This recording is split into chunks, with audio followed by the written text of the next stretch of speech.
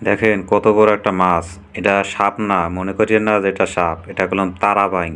কেউ তারাবাইং চেনেন কিনা দেখেন, এই ঢেলে দেখানো আছে।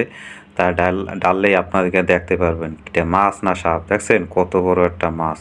এটা 1 কেজির উপরে ওজন আছে।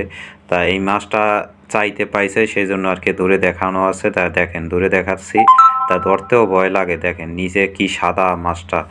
অবশ্যই মাছটা অনেক বড়, তারপর আবার জেতা আছে, মরে নাই। তা আদা মরা হয়ে আছে আর কি। দেখেন কাদা মাটিতে ছিল, এই জন্য কাদা গায়ে এখনো আছে, পরিষ্কার করা হয় না। তা ভাবলাম আপনাদেরকে একটু দেখাই। তা ওর দাঁড়ার উপর দিয়ে একটু মাটিগুলো ফালাইয়া একটু দেখাচ্ছি আপনাদের। দেখেন তার সাথে চিংড়ি মাছ, বিভিন্ন মাছ আছে। তা এগুলো সবই দেশি মাছ। তা দেখেন আপনাদেরকে দেখাচ্ছি মাছটা। দেখেন কত সুন্দর মাছ, দেখতে দেখা যায় কি সাপের মতন। আসলে কিন্তু এটা সাপ না, এটা মাছ।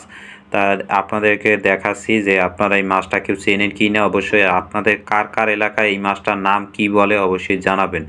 তা আমাদের দেশে এটাকে বলে তারাবাইং, মাটির নিচে থাকে।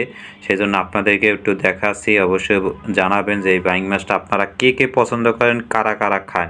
আমি তো বাইং মাছ খাই না, তারপরও দেখে খুবই ভালো লাগলো। দেশি মাছগুলো দেখতেও যেমন মজা, খাইতেও তেমনই মজা, কিন্তু আমি তো পছন্দ করি না, কি করব। তারপর আমার পছন্দ মাছ হচ্ছে চিংড়ি মাছ। তা চিংড়ি মাছ তো আছে, এটি রান্না করা হবে। তা দেখেন ধরে দেখানো হচ্ছে কত বড়। দেখেন এই কত বড়, 1 হাতের উপরে লম্বা। এটা 1 হাতের উপরে লম্বা মাছ। তা দেখেন এরকমের মাছ কারা কারা দেখছেন অবশ্যই জানাবেন।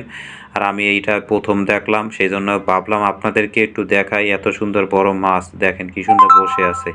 অপূর্ব সুন্দর মাছটা, দেখতে মায়ায় পড়ে গেলাম। খাওয়ার থইয়া দেখতেই ভালো লাগে। তো অবশ্যই দেশি মাছ খাইতে তো মজা। তা আপনারা অবশ্যই দাওয়াত রইল আপনাদের মাছের। হ্যাঁ, আপনারা আসবেন, আপনাদেরকে দাওয়াত দিলাম।